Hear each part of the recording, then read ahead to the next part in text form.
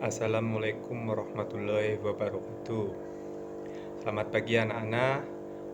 Mudah-mudahan kalian senantiasa dalam lindungan Allah Subhanahu wa taala dan keadaan sehat walafiat.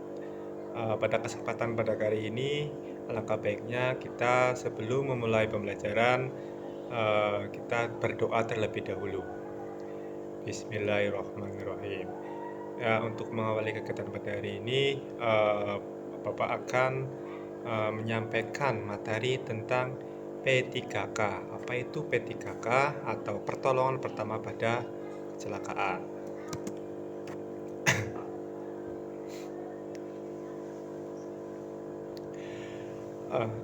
Kalian pasti tidak akan terjadi kecelakaan ya, baik di jalan raya maupun dan ataupun dimanapun. Kita harus belajar bagaimana jika kecelakaan itu terjadi kepada kita atau kepada orang-orang yang berada di sekitar kita. Oleh karena itu, kita akan belajar dengan P3K. P3K itu adalah pertolongan pertama pada kecelakaan. P3K adalah pertolongan sementara yang diberikan kepada seseorang yang menderita sakit atau kecelakaan sebelum mendapat pertolongan dari dokter atau tenaga medis. Pertolongan pertama memberikan perasaan ketenangan kepada korban, mencegah dan mengurangi rasa takut dan gelisah, mengurangi bahaya dan lebih besar. Tujuan dari P3K: 1. Menyelamatkan nyawa atau mencegah kematian. 2. Mencegah cacat yang lebih berat. 3. Menunjang penyembuhan. Orang yang memberikan pertolongan pertama harus mempunyai pengetahuan dalam P3K serta melihat situasi dalam kondisi korban sebelum dilakukan dengan tindakan yang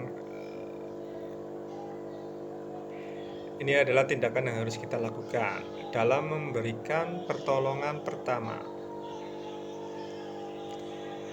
Memanggil orang dewasa, selanjutnya menghentikan pendarahan, cegah dan atasi syok, cegah infeksi.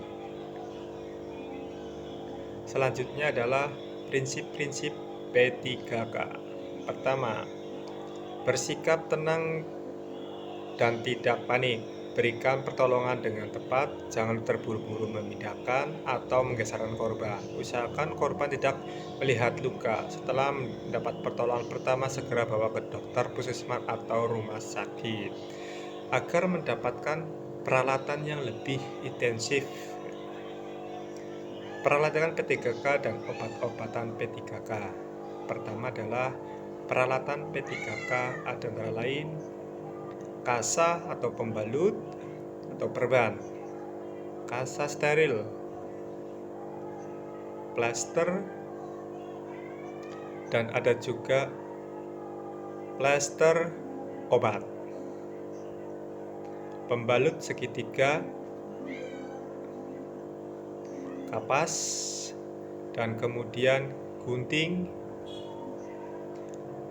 dan lampu senter, dan juga jepitan atau pinset. Nah, yang pertama ini adalah contoh kasa atau perban atau pembalut.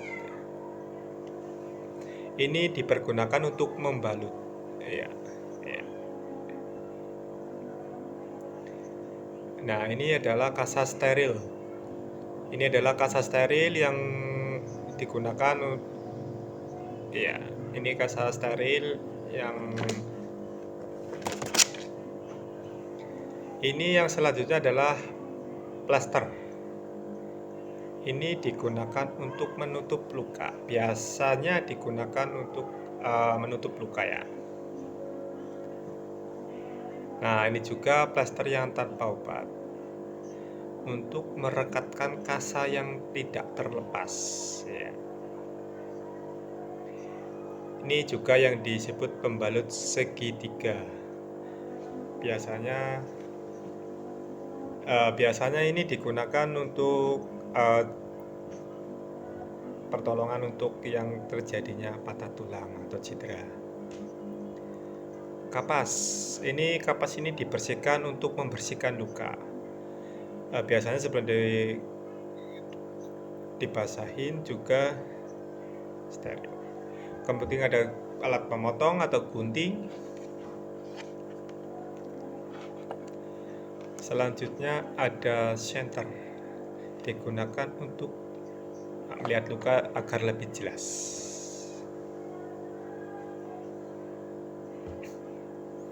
Dan yang terakhir adalah jepitan atau pinset.